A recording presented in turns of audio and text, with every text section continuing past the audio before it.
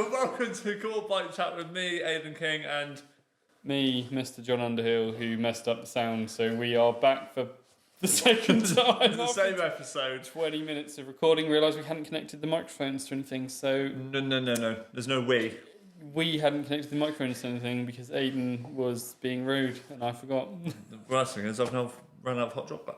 You've now run out. At least it's going to make you cough. And go Yeah, it was a bit bitty at the bottom. Bitty. Anyway, so little pretty. Anyway, so we are back for another episode. It's like deja vu. This Deja vu. Yeah, what's been happening, John? You went for a ride. I did go for a ride. I went out for a ride with you, and you covered me in silicone sealant. Yeah. Aidan had a bit of a puncture incident. Just a little bit. But big kudos to Silka Silicone Sealant, which is the brand you use and the brand I use here in the studio, just through coincidence, really. Aidan had a puncture, silicone sealant went everywhere, as it does, and sealed his wheel up, and he didn't even need to put any extra air in, and we were able to continue on with our ride. Sorry for covering you in sealant, John. It's alright. What happened, Aidan? Oh, I knew you were going to start doing this. What happened?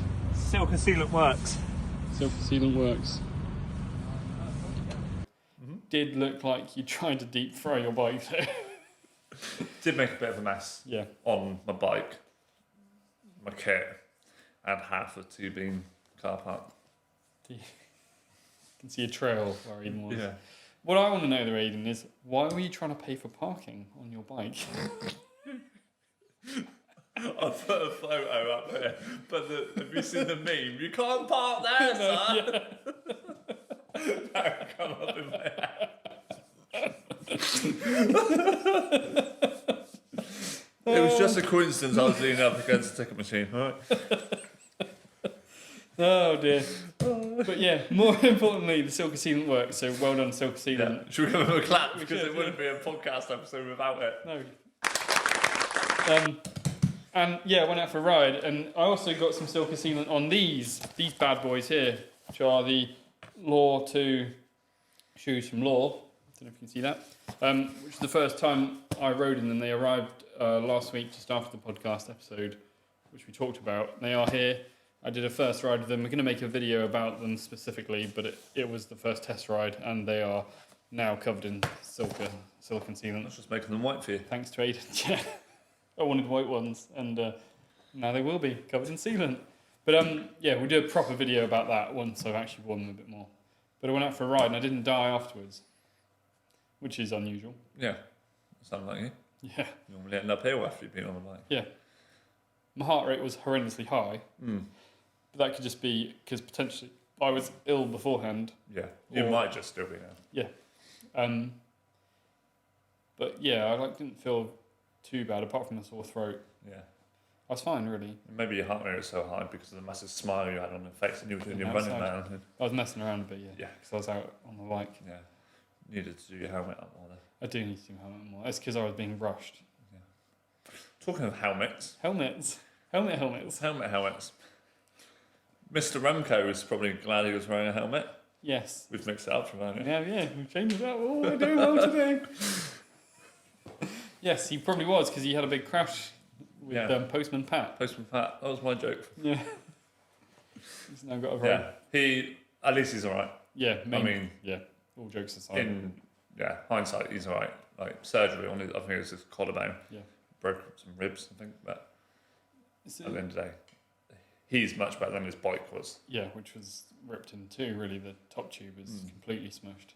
Interestingly, though, you mentioned collarbone, now it's only just came to me now, I didn't talk about it in the first one, but that Armour Alto stuff I mentioned, one of the things they found is because that protection is in your shoulder, as you go down on your shoulder, it takes the impact and skids you. It doesn't actually push your shoulder into your clavicle, which is designed to, sounds odd, but it's partly designed to snap. But that's how I did my mountain biking. I landed on my shoulder, and it just went...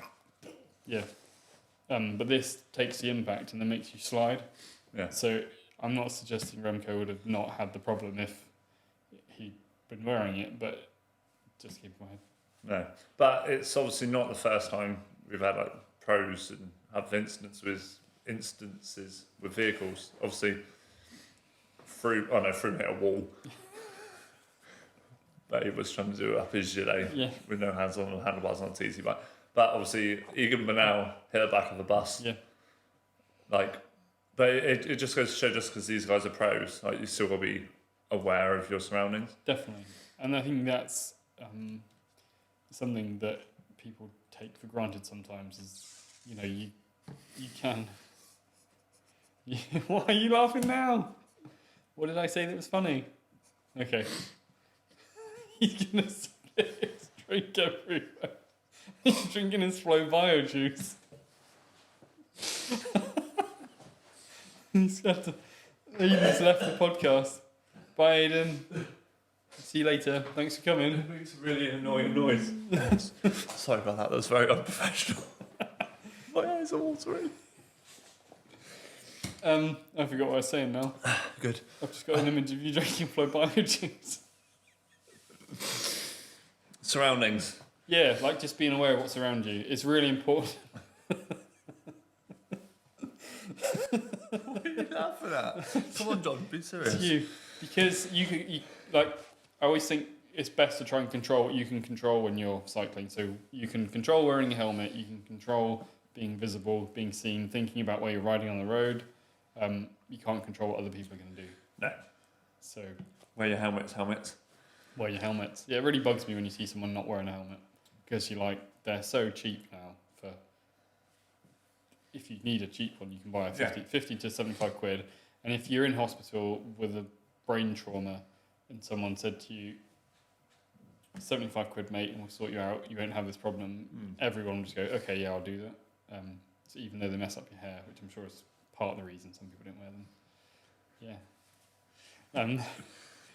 Just daft. I wouldn't recommend him buying a second-hand helmet. No, don't buy second-hand. I have sold quite a few second-hand helmets. Yeah, but don't buy them. No, I wouldn't buy one. You don't know where they are. And they do... I know it sounds like a marketing thing, but you should buy a new helmet every 2 or 3 years because you don't know when yours was actually produced. They do actually have an expiry date on helmets. So. And it's to do with the... when it's in a box in a dark warehouse... It's not degrading. When it's outside in the sun and it's having basically heat applied to it, sun rays, wind, cold, wet, you sweating in it, cleaning it, you might drop your bag with it in, it slowly degrades over time, and for the money, it's just worth upgrading every 2 to 3 years. And they bring out new cool designs too, so... Yeah, exactly. So you might as well. And I mean, if you have a white helmet like me, you need to get one every year because it's ruined living in the UK. Yes. With silicon sealant from your bike, usually. Yeah, normally got the old blue dots all over it. Talking of blue dots. Blue dots? Yeah. We've got 2 blue topics. Blue topics? Yeah. Don't know where you're going with this. Little Track have got a new kit. New kit, yeah. Not a new track, new kit. Oh, yeah. Which is a very in-your-face design, even more so than last year. I don't know if it's just because the photo shoot, I don't know if you saw it, but the photo shoot was kind of like dark and moody until they went to Lidl and they were in the aisle with like Lidl bag for life in the Lidl kit. Right. Quite embarrassing, obviously. But I haven't seen the photos. I've been away from social media, so I'll have to let you show me in a minute. Yeah, they're quite out there. Yeah. I mean, their team colours is always going to be an out there kit, but even more so than last year. And the other blue topic, Astana were on blue bikes last year. Blue bikes. Blue bikes, the Villiers. Willia, yeah. They're on Lux. They're on Lux with with Campag. Campag is back. Campag is back. How exciting. It's nice So it goes see. wrong. Yeah. And no one can fix it. Yeah. It's good to see Campag back though, because when I was a lad, it was only Campag and Shimano. And SRAM is the new kid in town, but Campag sort of fell off the map, so to speak, in the Pro Tour anyway.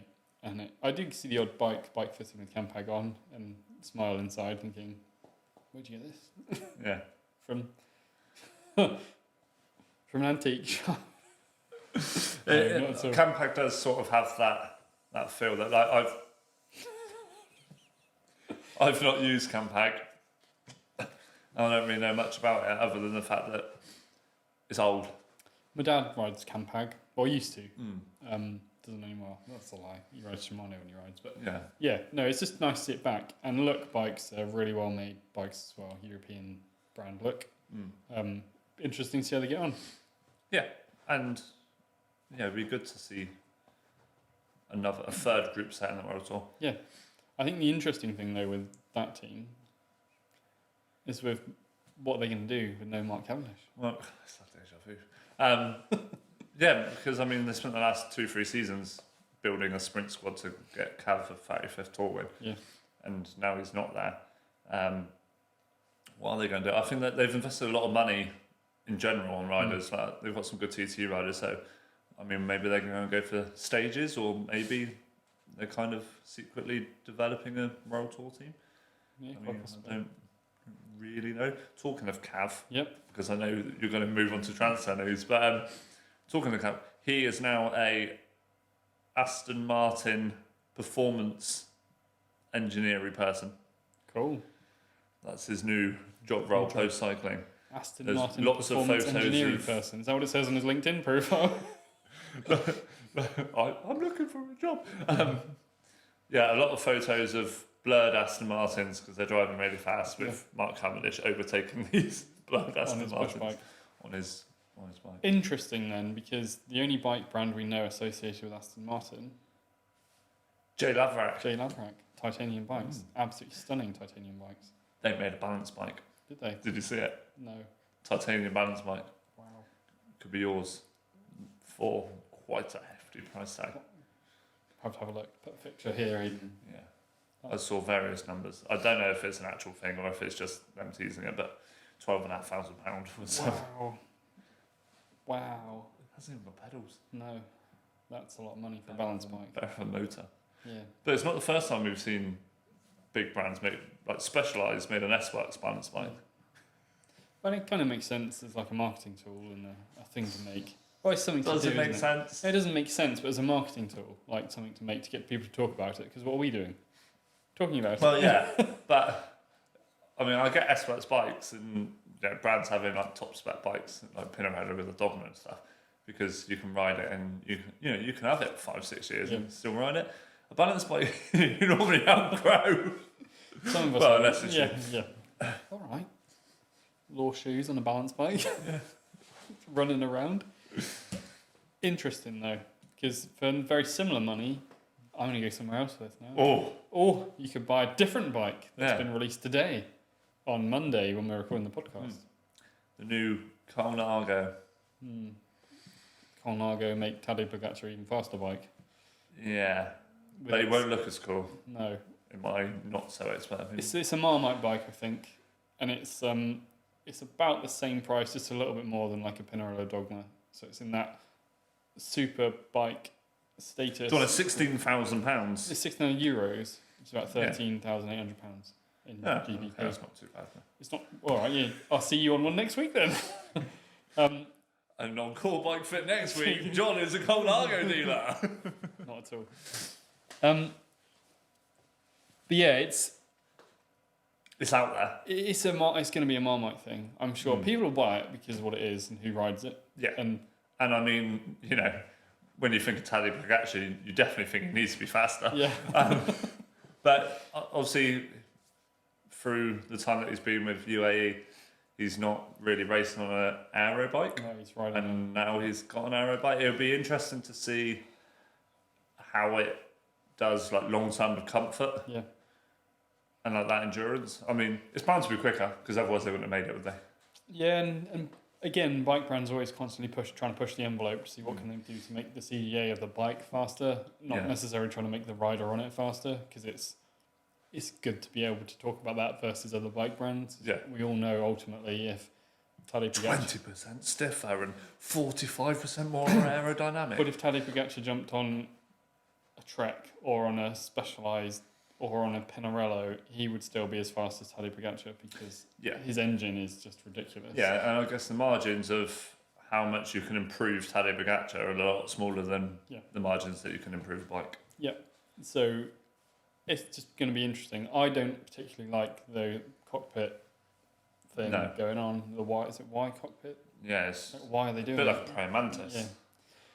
Yeah. I know. But we've seen it before. Yeah. Cervelo and Bianchi have both done it. Bianchi's bars snapped, Yeah. and Cervelo's had a cross piece in it. So Yeah. Bianchi ended up with the cross piece, didn't it? I don't even know if are they still doing it? Yeah, I had a customer with some the other day. Did you look at it? Yeah. No, I looked at it. It's like one of those. Again, that's why I say it's a Marmite thing. Because when you actually see it, Probably like, not as bad as. no, and it's different. So we're all used to bikes looking like bikes, and when you see something that bucks that trend, you kind of, oh, do I like it? Do I not?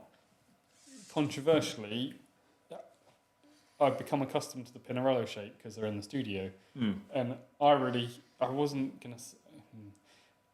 necessarily a fan of its lines in traditional, like compared to a traditional bike. Yeah. But the more and more you spend time looking at it, you go, actually, I really appreciate it. I think I can relate to that because I say, I don't want a Pinarello. No. Ooh, that's a nice blue one. Oh, look at that. And Shiny. Yeah. I mean, It's a nice blue. it won't be my next bike, but it's not because I don't like the look of them that I don't want one. No, yours going for something very specific for you. Yeah. And it's going to be use case. So, but what I'm trying to say is that when they brought out this new shape, it was a bit like, oh, I don't like that. And then you spend time with it and actually it grows on you. Yeah, that's and so I think the bike that they built for Tadej could well be one of those things where we all get used to it in time, and that's where everyone moves towards. It'd be interesting to see how he gets on with it too. And also, at the end of the day, like, if you don't want it, if you don't like it, don't buy it. Yeah. Like, there's so many other bikes. Well, to be honest, most who's people going to aren't have going to buy it. £13,800 bike that go, oh yeah, I kind of fancy one of them. I'll get There's one. probably quite. There are people out there who can do it, yeah. But if not that I am, but if I was to buy a Colnago, I think I'd rather have like a traditional Colnago, V4R. probably with Campag, because it's that sort of bike. Like my friend James has got a Colnago in a really nice blue, and it come with Campag. He changed it for Dura Race, but You can get them with, I think you can pick what they come with, but is it the V4S or V4RS? Yeah. The one that they've been riding the tour. It's a nice looking bike. It's really, really smart. Yeah, no, I like it. Nicely made. But, yeah, they've kind of gone with track with the bum hole, but without the bum hole. Bum hole. That's the other thing, would be you really need to make sure that if you want to buy one of those, my Fits advice, right. go and get a bike fit. Go and get a bike fit from someone that they don't even have to sell the thing. Get an independent bike fit where they're going to set you up and make sure that there's enough room on the seat post, because you've got about that much movement. After doing a bit of research, there is actually 1.5 centimetres of movement in the saddle adjustment. Which is minimal. Not the traditional whole, yeah. Shabam. Ow. Careful. So make sure you go and get fitted for it, because a £13,800 problem, or a mistake, is a big problem. Yeah. So when you really want to make sure it fits and that you like riding it, so go and try one first. I think the resale on a new Colnago would be quite a niche market. Yeah. So make sure you go and get a bike fit. Yeah. I've got a Q for you. Is it a 36.5? It is. It's a Q36.5. I was going to say talk about big problems. Yeah. Ineos had big problems. Mr. Pidcock. Mr. Thomas Pidcock. He's gone. Well, he's not gone. He's gone from Ineos to Q36.5. Yeah, he's gone. Oh, if he's gone, it's like, where's he gone? Where is he? He's playing hide and seek. Yeah. He's in the queue somewhere. Yeah. It's number 36.5. Yes. Is that because he's short? No. Don't talk about short people like that. I'm very, very offended.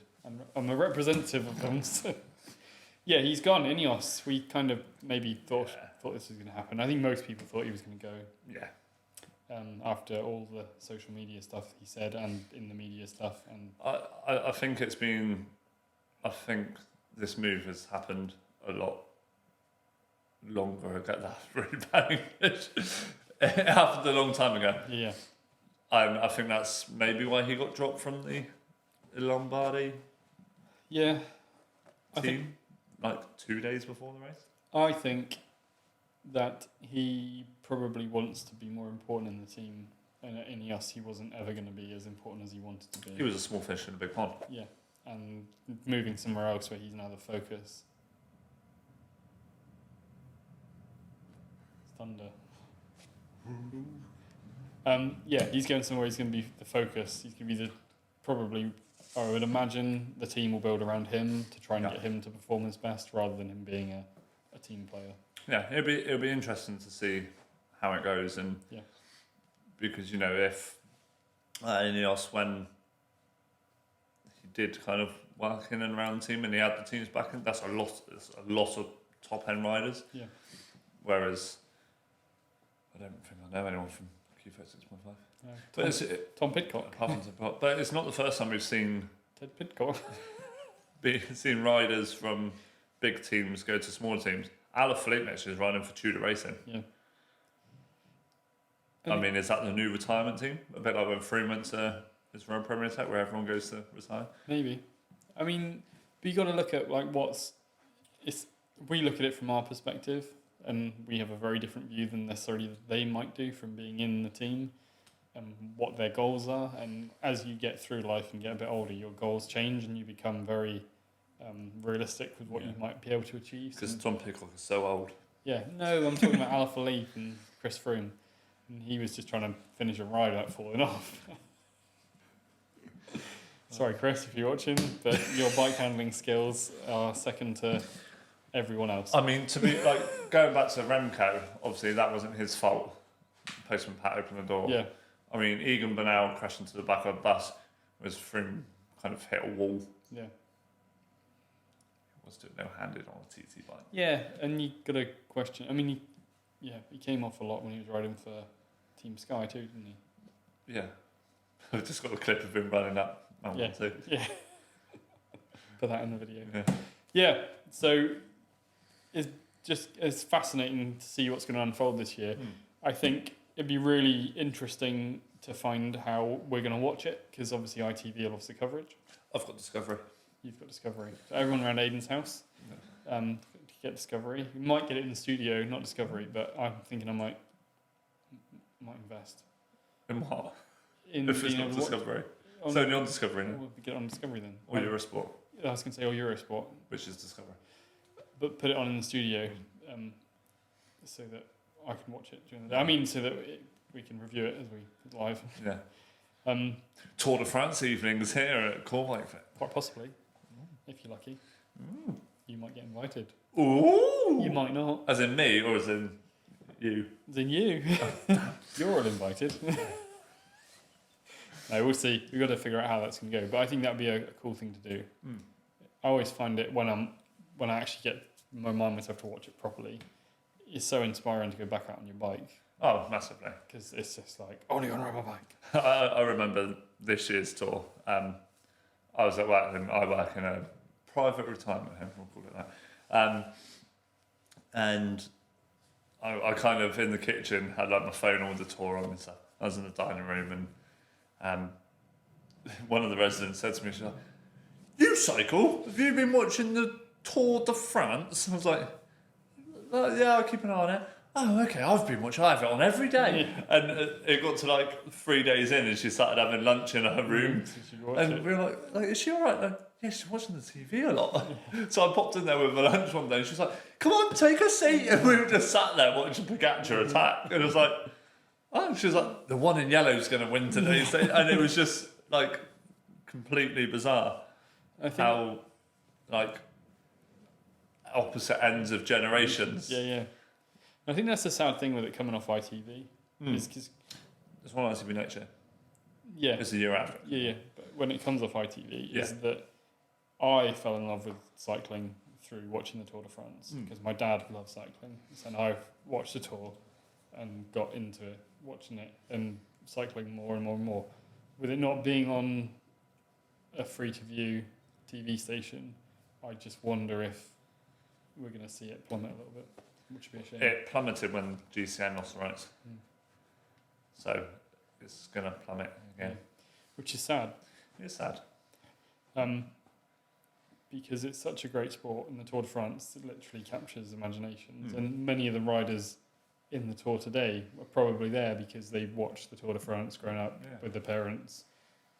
Well, I think Tom Pidcock himself has even stated that that's how he got into it. Yeah. So it'll be sad times indeed. Sad times. But we'll see. We'll see what happens. Yeah. Last week and the week before, we spoke about sweat testing here in the studio. Sweat testing here in the And studio. I've got a YouTube video that is now out. You've got a YouTube video. Yeah, I've got a YouTube video. You've not posted that on social media every day for the I last think I week. posted it on all 3 of my Instagram accounts, to be honest. Every day for the since I came out. Wow. Yeah, so I've got a YouTube video. So I done a training week using the S1 from FlowBio, which I still call FlowBio because of you. It's not my fault. To show how sodium concentration fluctuates like within a training week, to kind of break the myth of this. Yeah. This one number does all. Yeah. So I'll leave a link in the description below. It was also in the previous one, but yeah. So just to clarify, this one number does all thing. Are we talking about the Yeah, so like the stimulation? precision, and it works. Like it's a good sweat test, but yeah, they basically stimulate your body to sweat. Sweat glands. Yeah, so yeah, they stimulate your sweat glands so you sweat. They collect that in a patch. They put it through a machine, and say this is your sodium concentration. But after talking with Stefan and getting my hands on an S1, which we'll get onto later on, how you can get your hands on an S1. We'll yeah, I can't remember where I was going. Yeah. Yeah, so I've done a video to see if it changes throughout the week, like training. So Yeah. I've done a zone 2, I've done a heated zone 2 interval session, stuff like that. And I've done a 4.5 hour outdoor ride. Yeah. And the numbers surprised me. Yeah. And yeah, without any spoilers, I've been getting it wrong. Yeah. All the time.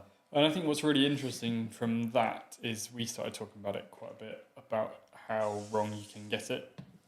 And obviously lots of jokes and funny things about sweating too. But Sweat is a sexy bodily fluid. yes, there's stuff from FlowBio.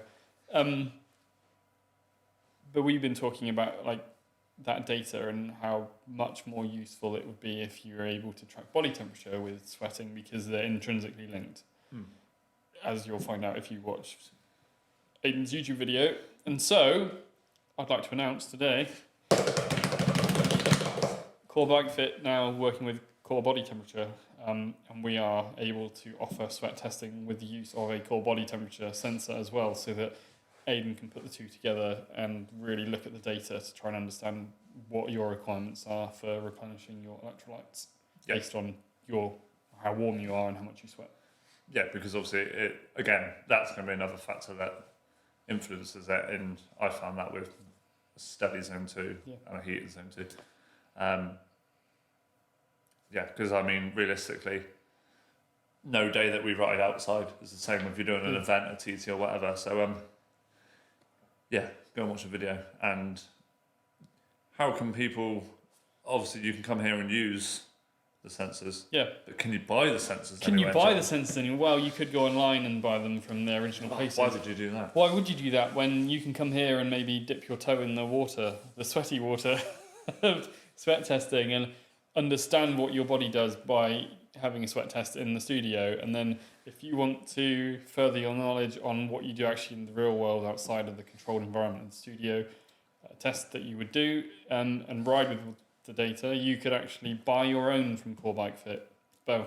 We're now working with FlowBio and core body temperature, so you could buy one or both of the sensors. Aiden's going to pick them up. There they are. Look. Double pack there. We can now offer those to sell you as well, and you can come and have a look at them. We can talk about the benefits of them. But if you're not too sure whether or not it's for you, come in and have a sweat test. It's cheaper than buying the two sensors, because the two sensors together are quite expensive, but you can actually see the benefits of how you can train. And the really exciting thing with that is, I think, is that in the new year, FlowBio will be having the active data on your Garmin, I think is the first one, and then they'll be moving to Wahoo later on in the year. So as you're out riding, it will show you your S1 data and tell you to drink and how much to drink. So clever. Very clever. So I think, the more information you can have if you're trying to perform and do anything performance-based, or endurance as well, because often with endurance, it's such a build-up over time that you don't feel it. It kind of comes in slowly. If you're doing anything like that, then it's worth having that data so you can understand how your body works. And I'm going to be using them for my own training that we started last week. Yes. So that we can see how, as you improve your fitness, your core body temperature will reduce, and so you might sweat less as your body's working less hard to do the things that it needs to do. And it'd be interesting to see if that correlates that, like, as you get fitter, if my core body temperature drops. Hopefully your heart rate does. Yeah, well, that's pretty high, isn't it? So you might average heart rate was your peak heart rate. Oh, I think my peak heart rate, yeah, no. Did you see what my peak heart rate went to? Go on. It's over 200. What? Yeah. So I was quite impressed because if you do what you're taught at school, where you take, is it 220? 220 minus your age. Minus your age. My heart rate should be 180. And I got it to over 200. Yeah, but John, my max is at 191. Yeah. But that doesn't mean a thing, does it? Well, no, I think you're real. Before the run. Yeah. That's why heart rate was high. But I also know from doing sport all my life that my resting is between 55 to 60. And I've always been able to peak over 200. Yeah. So my actual heart range is huge. Yeah, as long as your recovery's fine. Yeah. Yeah. And that's, But I know when I've trained harder, my average heart rate reduces down to the 150s, 140s. It's just because I haven't cycled much and it's high. So it's But it'd be interesting to look at all the data together through my training. We're like a little bundle of data-ness at the moment, aren't we? Yeah, and you kind of also, I do want to caveat all of this with, it's not about the data. The data is just interesting. The more important thing is getting out and riding my bike and having fun, which we did on Friday? Yeah. Yeah, it was. And being safe. Yeah, being safe, wearing your helmet. Helmets for helmets. Talking of helmets and safety, UCI Track League. Yeah, wow. I mean, they actually cancelled the event after that, but there was quite a big crash. Yeah.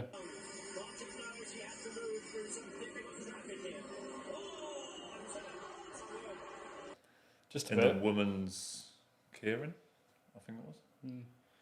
Yeah, I don't know if I can, but I'll try and put up a video up of what happened for those that haven't seen it. But we've seen it before in track cycling, and basically two riders come together, push each other up the wall, into the fence, over the fence, into the crowd. I haven't really followed the updates. So the two riders went to hospital. One of them was Katie, someone like that, not Archibald, who did win the endurance. I don't really follow track cycling, but she won something. Yeah. I know that much. And Emily Vunican won the women's sprint, I think. But yes, it was quite a big crash. Yes. Now I've just got a clip. I've been watching Ted Lasso at the minute, so now I've got a clip of Roy Kent to explain the situation. Fuck. But yeah, I mean, it's crazy. It kind of puts me off going to watch track cycling.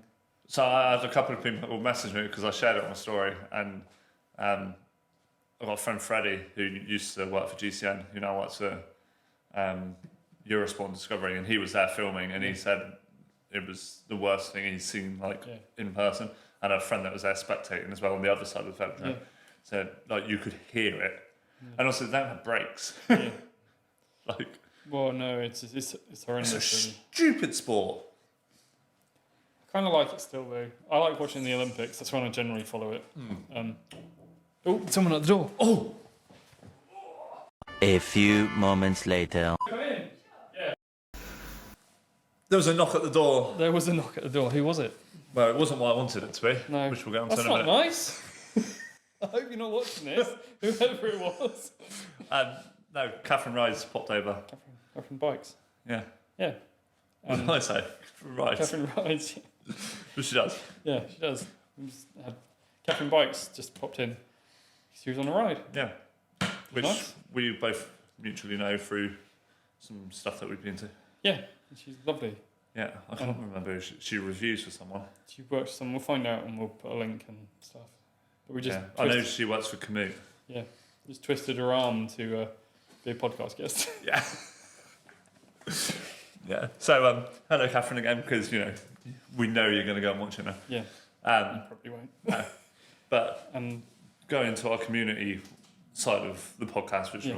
like she's a real good one. Like I know from following her on social media, she does like weekly like pub. They call it like the pub ride. Yeah. So like, she lives down Chudley Way, Dartmoor Way. It is freezing. it is. We've just been stood outside looking at her bike, and she's with Lawrence as well. Yeah. You mustn't forget Lawrence. But yeah, it's so cold. Baltic. But no, definitely go and give Catherine a follow. I'll put a link to her Instagram down Yeah. below because she is an inspirational person to follow on social media. Definitely, and she knows a lot about cycling. Yes, what that and means. we had a nosy at the Wahoo Ace, which John, Wahoo ours Ace. are still not here. Still not here. I need to speak to Wahoo. I did email them this Yeah. morning and say where are they, but Yeah. I've not had a response yet. Outrageous. Horrendous. No, it's quite big. Very big. I know, but I've You've seen it, I've yeah. already seen it. You know, friends in high places and all Friends that. and- yeah, clearly. Well, That's why I'm here with you. yeah, exactly. I've not. It's the first time I've seen it, and it is huge. Bike bell's cool though. The bike bell is very cool. Ding ding. Yeah, I like that. But Just in case you don't know what a bike bell that is. sounds like, yeah. I'm gonna have to hold myself because I'm that cold. The heating Heat is it on. not on. No, it's not because it was fine until we opened the door. But yeah, thanks for popping in, Catherine. Nice to see you, Yes, and meet Lawrence too. So and be good to have you on. We've only got 3 mic. They'll have to share a microphone we could if Lawrence comes. We could get one of them on at each time. Just 3 of us, then Lawrence on. There's the need. Oh yeah, could do that. I don't know. It might be joined at the hip. No, they're not. That's just a friend, Lawrence. I don't know Lawrence. Do you know Lawrence? No, I don't. I only know because I recognise him from somewhere there. I do too. I've started following him on Instagram today because Catherine said they were cycling past. What's his surname? I Or can't what's his remember. Instagram? I can't check either because it's on my camera. But we'll find out, and we'll put links to them, Yeah, both their down below. Instagrams, in the link below. So if you want to find out who popped in, say hello. Yeah. Who are both lovely people and whatnot. Check them out in the link below. Can we talk about what Lawrence mentioned about? We can do. Can we go back to that? Because Lawrence has given us some information which neither of us knew. No. So, turns out the owner of Q3 6.5 is... What is he? So basically, Q3 6.5 at the minute are using Scott's. Their contract runs out next year, as does Pinarello with Ineos. And rumour is, I don't know, this is just what we've heard, Pinarello are following Tom Pidcock to Q3 6.5. Because potentially the person who owns Pinarello owns Q3. Yeah, they've got shares in it, I think. Yeah, so it could be an interesting move. So Are we going to see 2 teams on Pinarellos, or are Ineos going with someone else. someone else who's Don't not in? Who knows? We'll find out. It'd be interesting to see who does. I need to follow Lawrence on Instagram, I Yeah. think. Definitely do. He's got a private Instagram though, so he'll probably let you follow him. If Well, I'll be offended if he doesn't. I'll get him to message him. you might not see it if he doesn't follow you back. Well, I'll have a chat. Don't worry. I'll sort it out. thanks. Um, Yeah, so that's interesting. Yeah. Nice little update. the Wahoo Ace, it's as big as my phone. It's actually bigger than me. It is quite big. Yeah, But I guess it depends what you want it for. yeah, I think if you're just doing a couple of hours of riding, or like say 5 hours a week, you probably don't need it. It's way too much data for what you need. But for me, that does a fair bit of longer rides. I quite like the idea of having like the longer battery life. The bike bell, I don't really like cycle paths, and those that yeah. know me will know that. So I will use it from time to time, but not as much as some people would. Yeah. The wind sensor for me Yeah. is a big thing because I'm a bit of a numbers geek, and with the updates that are coming on, predicted CDA and stuff like that, that'd be interesting, especially for TTs. The biggest thing that I'm looking forward to is having a bigger map because I'm like half blind and I don't wear my glasses. It also reads out like sat nav stuff. Yeah, it's got voice navigation. Yeah. Yeah. I mean, I ride with headphones, so that's pointless. Yeah, But so I had a look at this. Was it last week I went to Bath? yeah. Yes. Tuesday last week. Last Tuesday, I saw it. I dropped a bike off to GCN. Just throw that in there. So I had a look at it the day of official release. And I had a play and I was talking to Wally about it, and he said the thing that he noticed was, sometimes you can load up your sensors. It's like it takes 45 minutes. Exaggeration. It takes a long time. Yeah. This was Instant. he didn't even search for them. Yeah. It's like you just scroll up the screen, because obviously it's touchscreen now, and button. Yeah. So the downsides of touchscreen I've had before is when it's pissing down with rain, it doesn't work. Yeah. But you've got the use of the buttons. But he said he went to the sensor screen, and before he could even press search, they were there and loaded up. And it found the sensors he didn't even think about loading, like his core body temp sensor. Yeah. It just picked up straight away. So it is big, and I guess it depends on what you're after. So bearing in mind my position, I'm not looking at riding TTs, I'm not looking at riding road races.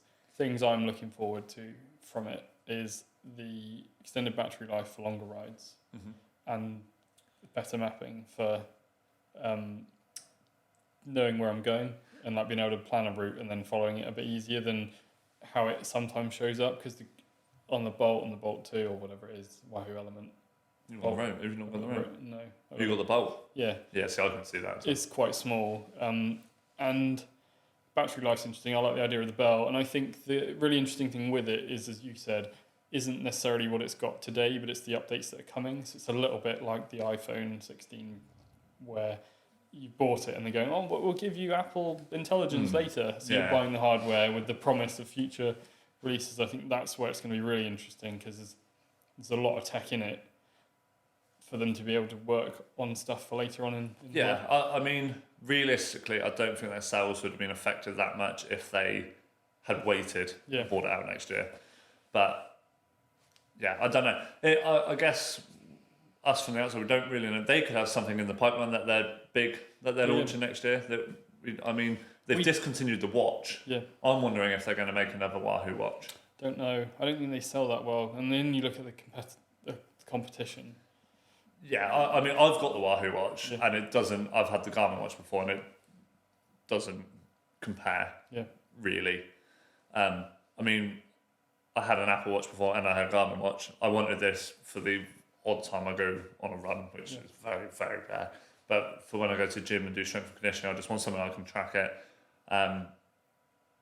Like, we're not sponsored by Wahoo, so I can say this, but like, I do find that the GPS drops out on the watch quite a lot. Like, if I'm training indoors, I tend to wear this, not a heart rate strap.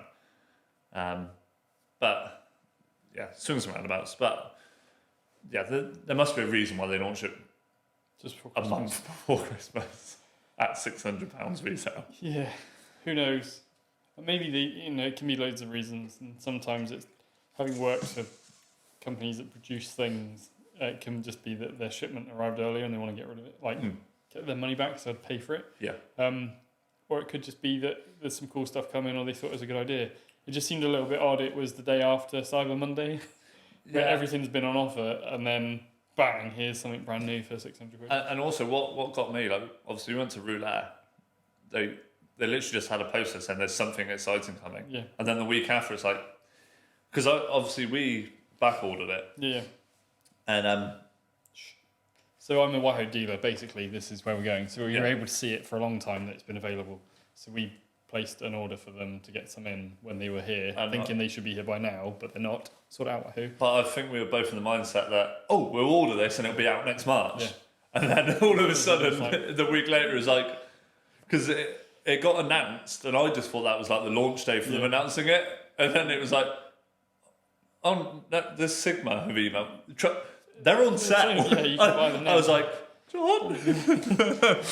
Here's the invoice from Wahoo who's paid for it.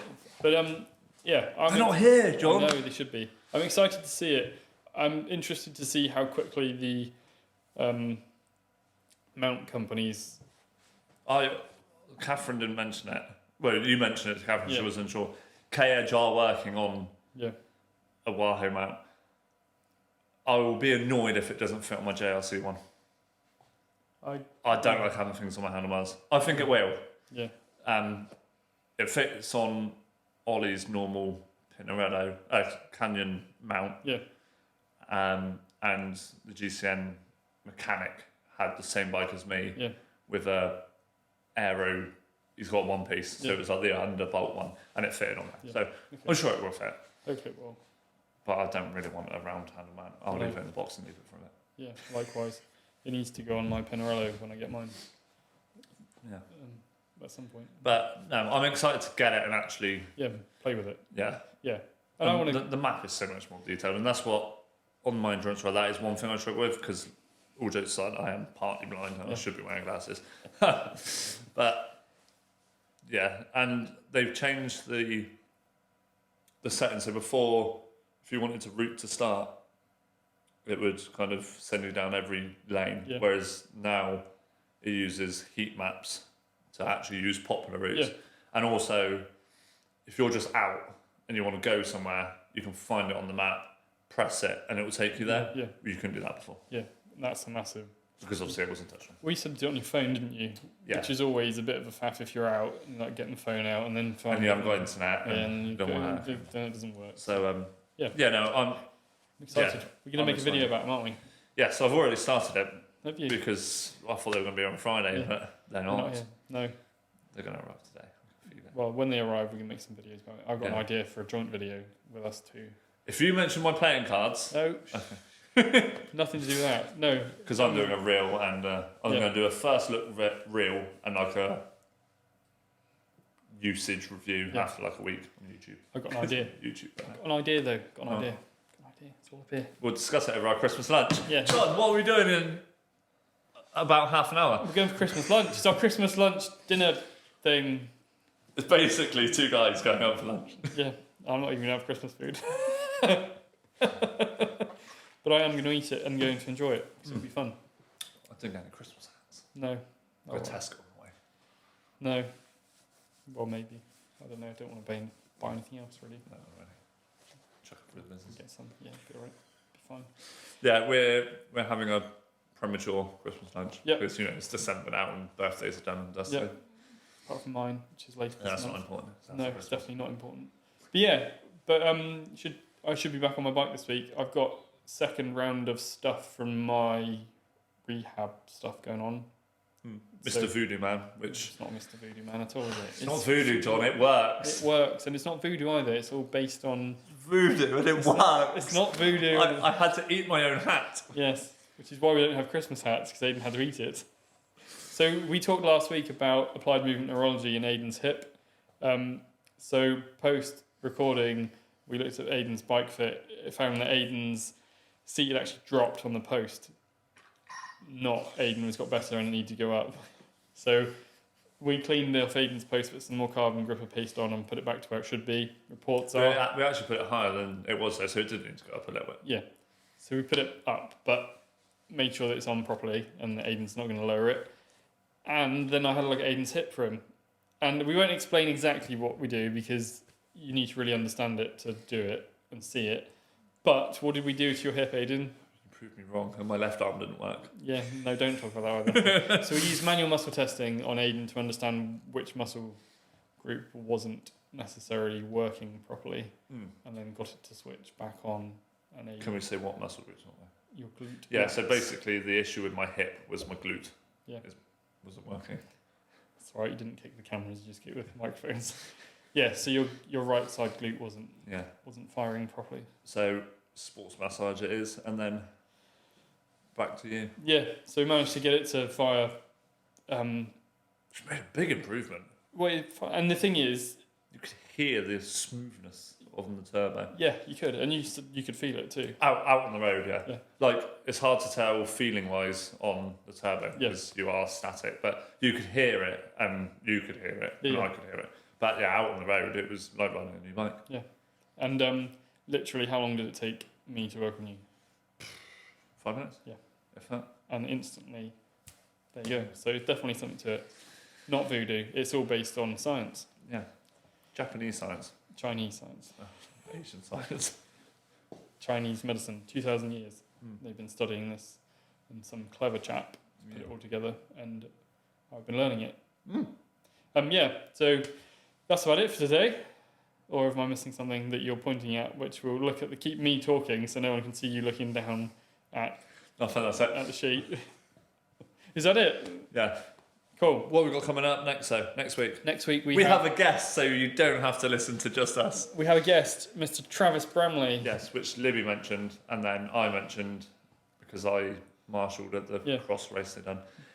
And we'll talk about them, but he won a cross race. Yeah, he did. And you have a connection. I do, yeah. With Mr. Bramley. I do. Through where we didn't realise. I used to work in a place that he currently works. And so we can talk about that a little bit too. Yeah. And his work. I really don't like that sport. It's not really a sport. It's an important sport because lots of people do follow it, and what he's doing in that sport is really important. Yeah, which, talking about what he does in that sport, which we'll get on to next week, I just had a reminder about a note that was further down in our joint podcast notes, so I didn't realise you could do.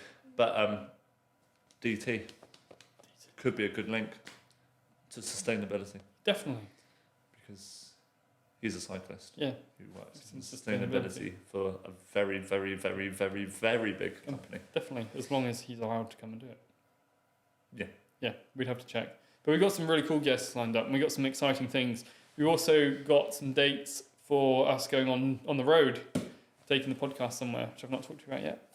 But you just we've got dates. Well, no, I've got to run these through. I've got a couple of options. It's on a Monday. Oh, my day. Yeah, your day. So going to Mildred. We might be. Yes. So we've got some possible factory tours and people to go and see, to chat to in their places of work where we would like to take the podcast and maybe make some videos. It might not be a podcast. It might be a podcast. It might be a YouTube video. But again, what would you like to see? Is we keep calling it a podcast. It's not really a podcast. It's just us chatting on YouTube, really. Yeah, we don't put it on any YouTube, podcasts. No. We could do, but it costs money. Yeah. Unless we start a Patreon and people can pay us to do this. And then we got to pay for Patreon, didn't you? No, it comes out of their fee. Oh. So we could do. Should we? And then people could support. Should we live us. it large? Yeah. People could then support with a price of a cup of coffee per month, just enough so that we can actually put this on a podcast site. Yeah. So you could listen to us talk rather than have to watch us, which I would say is probably better. Yeah, and then because long car journeys is people would put a podcast on. Yeah. So I just put a YouTube show on and listen to it. Yeah, you definitely don't use your phone when you drive. No, but some people like to listen to stuff, especially if they're on a bike ride. Yeah, and so we'll look into it. We could look into it, but Patreon might not be a bad shout for that. Just so we've got enough. If you have watched it and you enjoy watching it, and there are a couple of comments to say people have been, you might be able to support us putting it on podcast sites for us to get more reach. Talking of supporting brands and ideas, this is kind of a plug, but isn't a plug. I sold a Christmas voucher, a gift voucher from AKC Coaching. Wow. Yeah. That's good. Which I just wanted to touch on because I don't want it to be our idea of I'm just trying to sell things. Well, I'm trying to sell things, but the money doesn't go to me. I didn't see the money. No. It goes into the business and running software and covering costs like that. So thank you to that one person that bought one online as well. Blimey. Wasn't even the person that even mentioned about. There you go. Stop kicking the mic. Sorry, got fidgety feet. But yeah, and that's a really, really good point to make, is that the business isn't us. You've got your own business, I've got my own business, but I am not the business, and I certainly don't make all of the money that I get from doing this. So we actually don't do this for any other reason than we just thought it'd be fun to do. And we enjoy it. Yeah. And I don't know why, but we enjoy it. And we want to be able to provide some information on local cycling to you guys about cycling events that are going on nearby and cycling community that isn't just big cycling tech and whatnot, but us real life using things and doing stuff. Because, it's funny enough because I was talking to someone on Instagram about inspiration and people wanting to take selfies with people and stuff. Now this person is a full-time Olympic medalist, and it basically comes together because the No Pins thing, we got our first athlete newsletter and we all followed each other on and we got talking, and she was saying I can't, people come up to me and ask me for selfies and autographs and stuff. I'm like, but I don't see myself like that.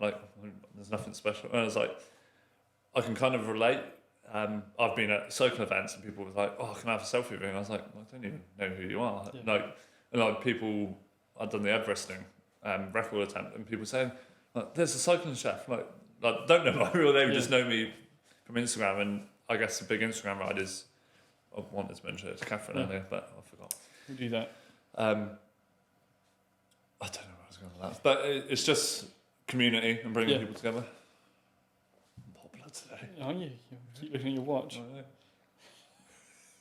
Yeah, definitely. And community is massive. If you can bring people together that have a similar passion, no matter what walk of life you're from or what level of interest you have, it's just a really great thing to get people together in a room.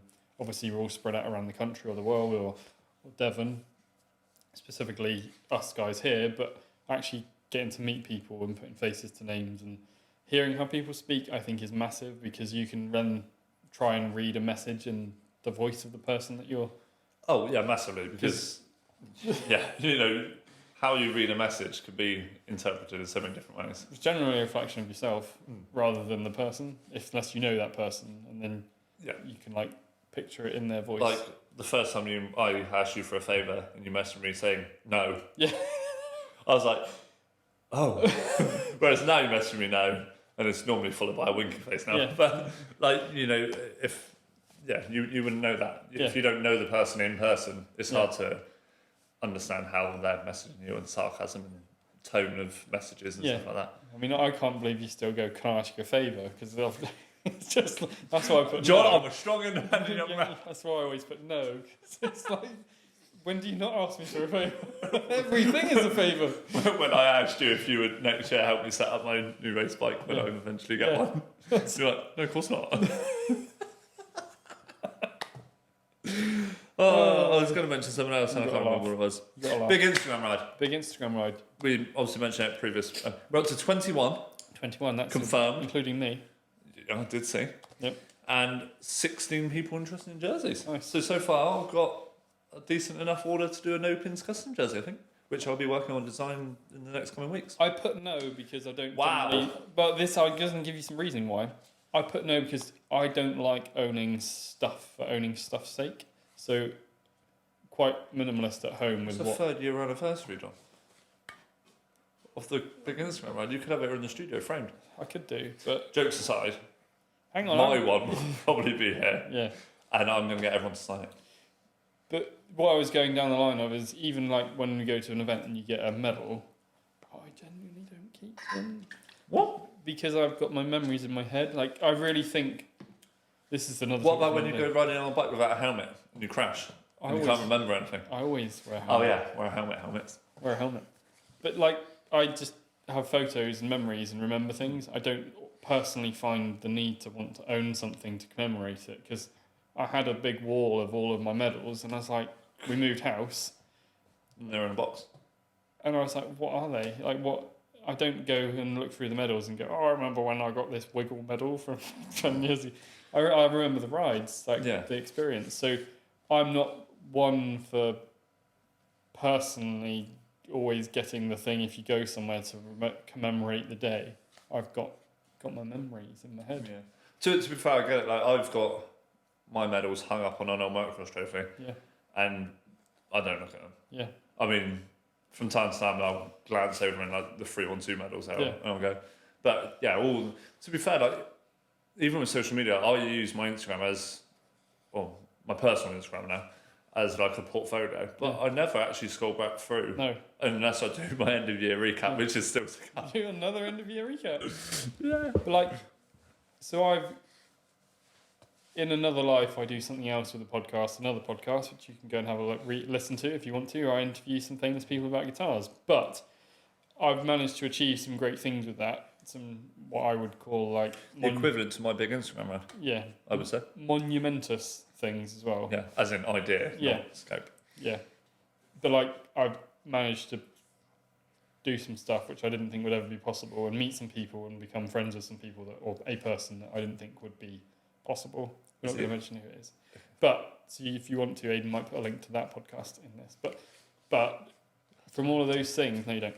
From all of those things, though, I've never once gone, oh, can I I want to commemorate that by owning something. Yeah. I kind of feel like the social media The brand and the idea itself is the memory. is the memory. Yeah, and then there's the videos that get put out or I put together from the events, or like the podcast itself is the memory of doing it. If I want to remember, I just sit and stick that on. Yeah. Rather than look at a piece of something. And yeah, I guess like the big Instagram, I've done the jersey for the people that do want to. Oh, completely. And like I'm gonna get one, as I said, to have as many people sign it as possible and frame it. But for me, the memory is every year when it all comes back up. Yeah. And we're now in a place where we're gonna repeat it on the same date. Yeah. So the 14th of September or that weekend. And I'm not against people getting it. And what I was going to say was, if I put no in my box, and then I felt like I had to explain why no for me. Yeah. But if I put no in the box and I actually like the jersey, you would. can I still get one? Yeah, of course you can. Yeah. Like I'm gonna. It's just we had a rough idea. Yeah. Like I'm going to design it with no pins in the next couple of weeks, ish. And then I'll put the idea out there, and then I'm not going to do multiple orders. I'm just going to do a big bulk order, sort of like 2 months before the event, and then because that's enough time for me to get them, to post them out to people, and if either post them out or people can collect.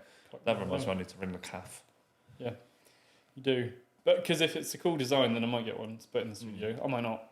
But we need to go to No Pens as well. We've got a couple of things we need to go to North Devon for. We're waiting on something. That'll be in the new year, most likely. It's a thing to protect your bikes, local company. Oh, yeah. Which is, it's cool. I might speak to Blake very nice if we can set up the podcast in the office. Should be able to. It's not much to take, is it? No. So get stuff if you like stuff, but if you don't like stuff, don't feel like you have to. But if you decide you want to, you can afterwards anyway. That's pretty much where we're going with that. Yeah, big Instagram ride. Follow that. Go along and ride. Yeah. And it should be nice. And as my good friend Dr. Sir Brian Harold May once said, to end this episode, get on your bikes and ride. That's Freddie. I think Brian helped write it though. That was an good time. Yeah. Okay. Cool. No, put your shoulder. It's all right. We'll fix that. Yeah. I think that's it, John. Yeah. Until next week. Until next week. Yeah. If you've enjoyed this, then please consider liking and subscribing. Make sure you hit the little bell notification. And one other thing that's really important, which is pointless saying right at the end of the video, but how YouTube is currently working to get more views and be on the old algorithm is to watch until the very end. That's the key at the moment. Yeah.